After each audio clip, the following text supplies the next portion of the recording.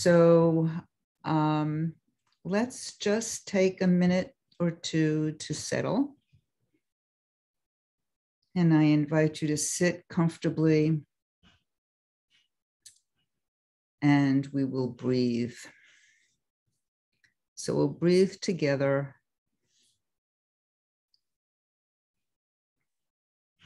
Just inhaling and exhaling. And for the purposes of settling in, I encourage inhaling through the nose and exhaling through your mouth.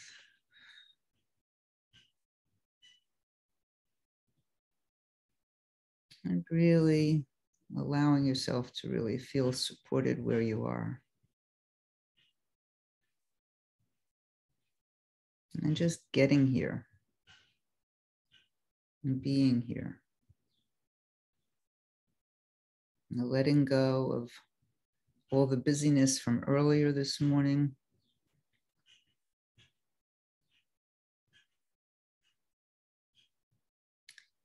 And congratulating yourself for carving out this time to be together.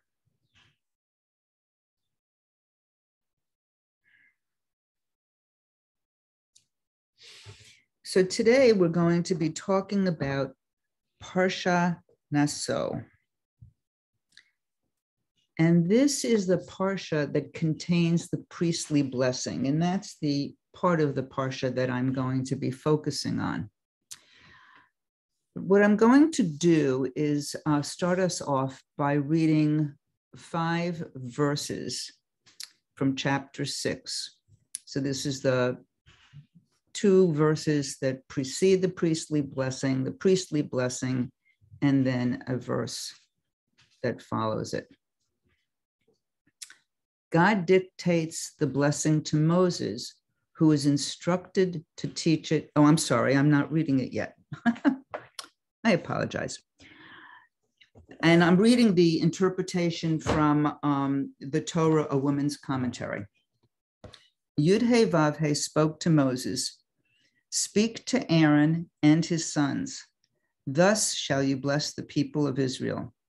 Say to them, Yud-He Vav-He, bless you and protect you.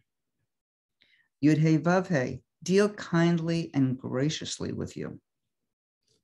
Yud-He Vav-He, bestow divine favor upon you and grant you peace. Thus they shall link my name with the people of Israel, and I will bless them." So this section starts off with God dictating the blessing to Moses, who is instructed to teach it to Aaron and his sons. They are the priests. And then we have the blessing. And then the last line is, "They shall link my name with the people of Israel, and I will bless them." So I think this is kind of interesting. And Rabbi Jonathan Slater, in the drash that he wrote that appears in Good Noticing, a lovely little book, discusses the nuance of the lines just before and just after the priestly blessing. And he indicates that although the priests were instructed to bless the people, at that last line, God says, "I am blessing them." And so God is using the priests as the intermediary. Jonathan Slater points out that we don't have priests anymore. And that as a result, we can all consider ourselves priests, and that we're all in a position to bless each other. So I really like that. So now let's turn to the blessing itself. I'm going to share with you 2 different interpretations. The first is from a website that I go to frequently called My Jewish Learning. And this translation is, "May God bless you and protect you. May God make God's face shine upon you and grant you grace. May God lift up God's face to you and grant you peace. So another interpretation by Rabbi Leila Galberner is the following. May the Shekhinah, the holy presence that brings forth the female and the divine, spread her wings over you and protect you. May her light shine upon you with compassion, and may her countenance illumine your lives with wholeness and peace. So what I'm going to do is go through each of these lines with a comparison between these two interpretations to kind of lift them up. So the first line, may God bless you and protect you, and may the Shekhinah spread her wings over you and protect you. It's interesting. Bless, according to the dictionary, is to confer or invoke divine favor upon, to ask God to look favorably on a person or thing. And according to Rabbi David Foreman, from a website entitled aleph-beta.org, to bless is to increase. And Rabbi Foreman says, the word blessing is associated with the idea of multiplying, increasing something. When we ask God to bless something, we're asking God to increase it. So that's just, an important little nuance with the word blessing. And spread her wings is a lovely image for me that enhances what comes next. Excuse me. Protect you. Keep you safe. And I believe that the actual Hebrew in the blessing translates to the word guard. I apologize. I have a little frog in my throat.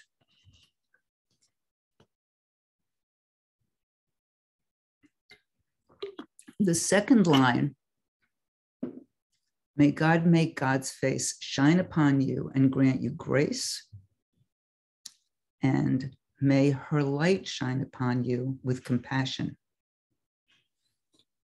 So God's face shine upon you, her light shine upon you. For me, both of those bring to mind how one's face lights up when you see someone you deeply love. So I also think that this is about the light of love, and light is often used as a metaphor for divinity. And grace, again, according to Rabbi Foreman, is expansive, unconditional love. So in this line, we're really talking about love and compassion. And then the third line is, may God lift up God's face to you and grant you peace, and may her countenance illumine your lives with wholeness and peace. So I love this notion of lifting up God's face, or her countenance illumines your lives. So we talked earlier about the parallel between God and light, or divinity and light, but also this whole notion of God lifting God's face indicates to me that people are on an equal footing with divinity, not below. So there's, for me, a real implied reciprocity in the relationship. And peace, I see, as much bigger than a lack of war. Peace can mean living with ease or without strife, or just kind of being comfortable in your own skin. So the way I look at this blessing, this priestly blessing, is for everyone to feel safe and loved, and to know peace, to live with ease. So again, with Jonathan Slater's notion that we're all priests, we're all in a position to offer the blessing to ourselves and to anyone and everyone else. So with that, we're going to move into our meditation, which today is going to be a guided practice. So I invite you to take your meditation seat and check your posture. Really want that spine to be as elongated as possible, with our bottom firmly planted, really supported, grounded. And the tops of our heads reaching up, up, up, up, up.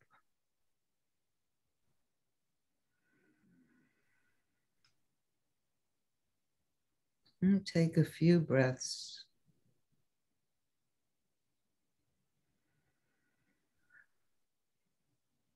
Really settling into our posture.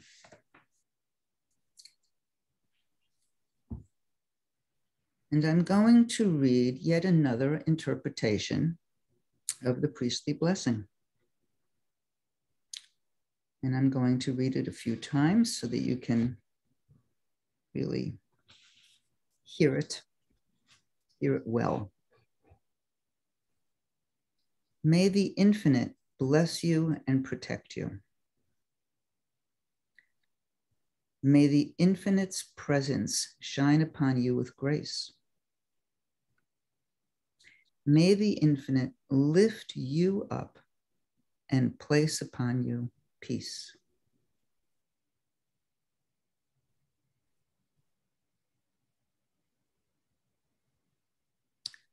May the infinite bless you and protect you. May the infinite's presence shine upon you with grace. May the infinite lift you up and place upon you peace.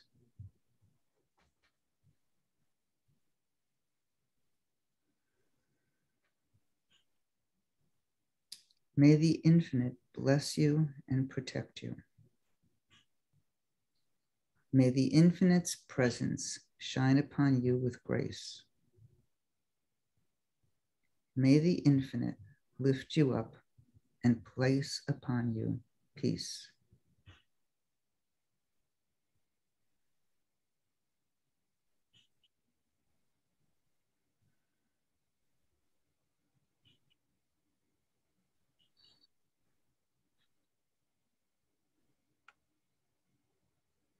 Just let these words settle into you.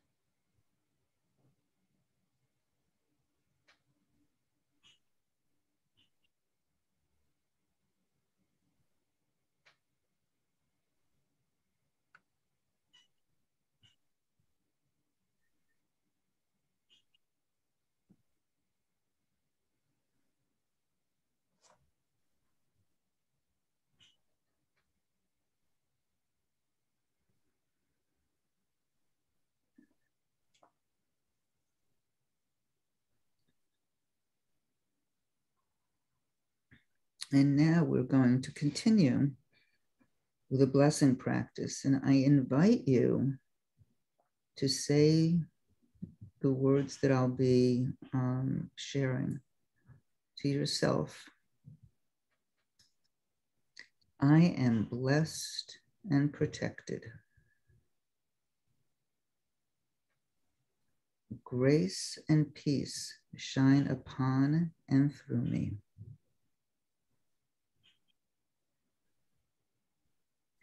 I am blessed and protected.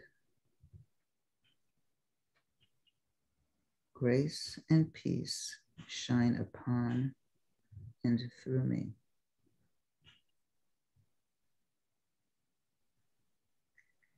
I am blessed and protected. Grace and peace shine upon and through me.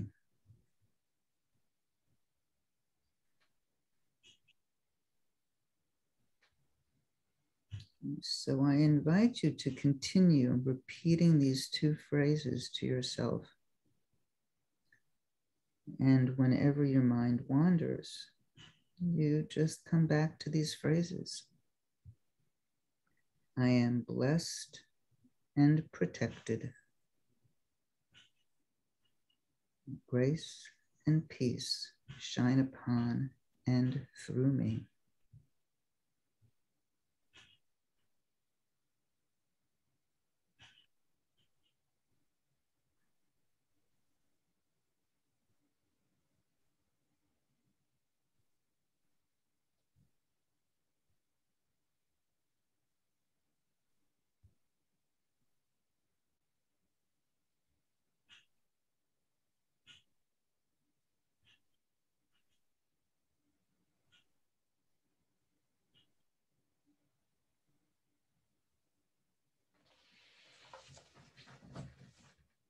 I am blessed and protected. Grace and peace shine upon and through me.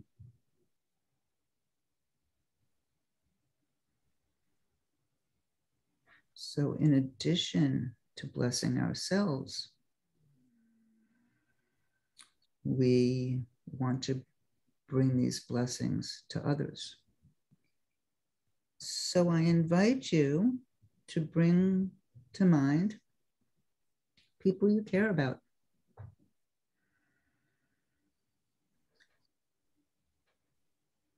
It could be one person, it could be many people, it could be groups of people, it could be individuals, whatever comes to your mind.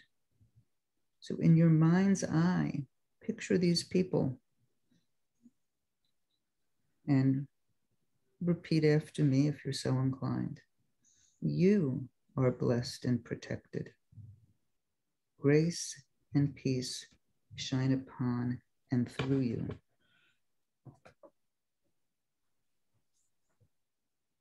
You are protected. Grace and peace shine upon and through you.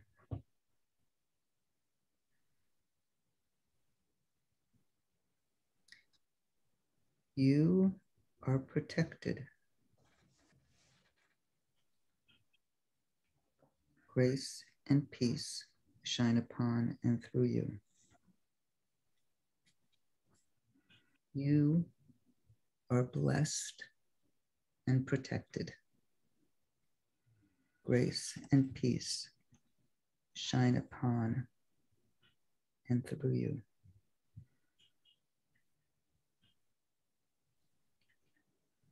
You are blessed and protected. Grace and peace shine upon and through you.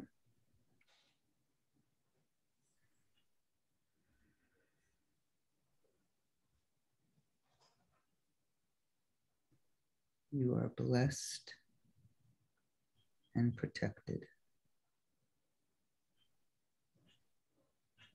Grace and peace shine upon and through you. And I invite you to continue on your own, coming back to this blessing whenever your mind wanders.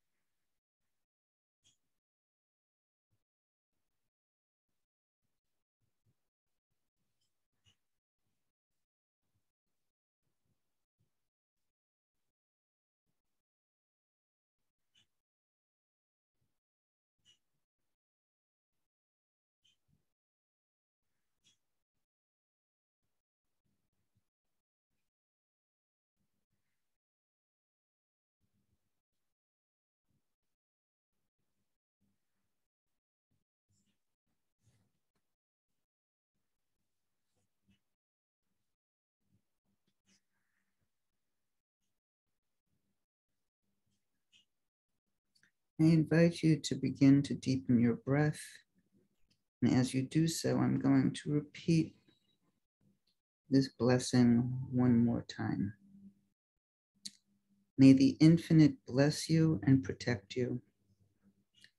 May the infinite's presence shine upon you with grace. May the infinite lift you up and place upon you peace. And as you deepen your breath and begin to move a little bit and come back to the room, hopefully with a smile on your face, I'm going to share a passage from Dr. Clarissa Pinkola Estes' essay, Where We Were Made for These Times. And some of you may have seen this week. It was part of an email that went out from KindWorks. Ours is not the task of fixing the entire world all at once, but of stretching out to mend the part of the world that is within our reach. Any small, calm thing that one soul can do to help another soul, to assist some portion of this poor, suffering world, will help immensely.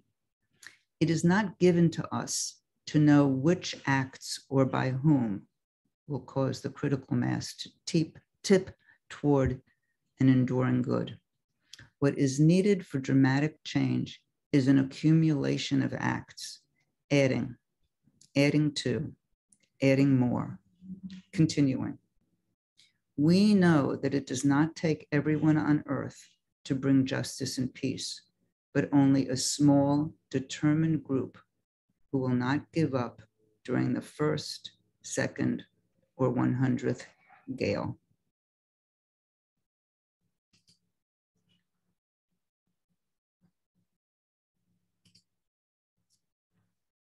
So with that, I will turn off the recording and